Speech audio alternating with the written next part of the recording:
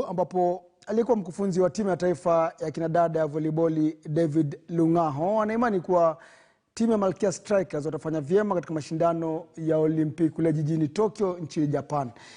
Kinadada hao walishiriki mashindano ya Olympic mwisho mwaka 2004. Qualifying for the Olympics. The last time we qualified for the Olympics, that was in 2004, when I was still a coach. That is about 16 years ago. They've qualified this time round.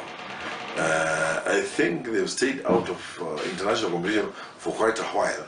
And going to the Olympics, we expect good results for them. But it's not going to be very easy.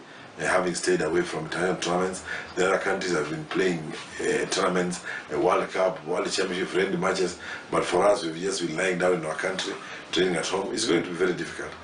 Though, as the Federation and Kenyans, we expect positive results for them. And it's not going to be easy. They have to work really hard. And that's one reason why they started training early, so that they get into playing mode and ready for the Olympics. But if they go to the Olympics and win one match, that will be a plus to us. But I cannot cheat Kenya and say that they are going to go the second or not. That's quite far from us.